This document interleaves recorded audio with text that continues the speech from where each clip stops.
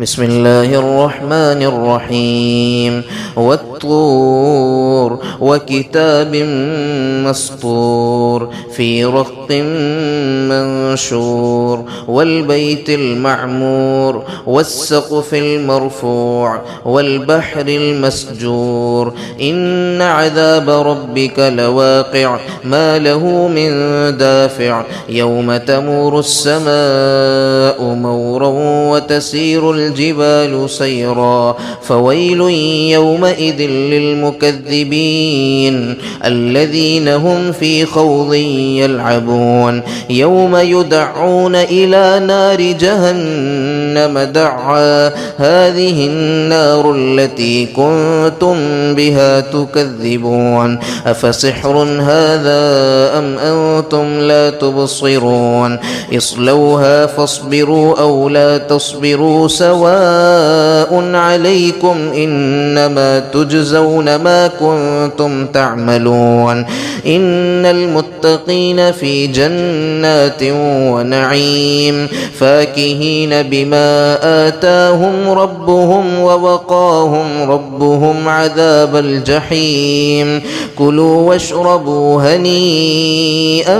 بما كنتم تعملون متكئين على سرر مصفوفة وزوجناهم بحور عين والذين آمنوا واتبعتهم ذريتهم بإيمان ألحقنا بهم ذريتهم وما ألتناهم من عملهم من شيء كل امرئ بما كسب رهين وأمددناهم بفاكهة ولحم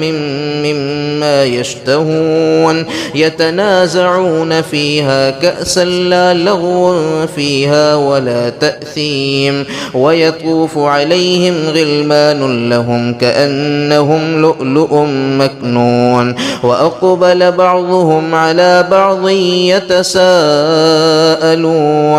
قالوا إنا كنا قبل في أهلنا مشفقين فمن الله علينا ووقانا عذاب السموم إنا كنا من قبل ندعوه إنه هو البر الرحيم فذكر فما أنت بنعمة ربك بكاهن ولا مجنون أم يقولون شاعر نتربص به ريب المنون قل تربصوا فإني معكم من المتربصين أم تأمرهم أحلامهم بهذا أم هم قوم طاغون أم يقولون تقوله بل لا يؤمنون فليأتوا بحديث مثله إن كانوا صادقين أم خلقوا من غير شيء أم هم الخالقون أم خلقوا السماوات والأرض بل لا يوقنون أم عندهم خزائن ربك أم هم المسيطرون أم لهم سلم يستمعون فيه فليأت مستمعهم بسلطان مبين أم له البنات ولكم البنون أم تسألهم أجرا فهم من مغرم مثقلون أم عندهم الغيب فهم يكتبون أم يريدون كيدا فالذين كفروا هم المكيدون أم لهم إله غير الله سبحان الله عما يشركون وإن يروا كسفا من السماء ساقطا يقولوا سحاب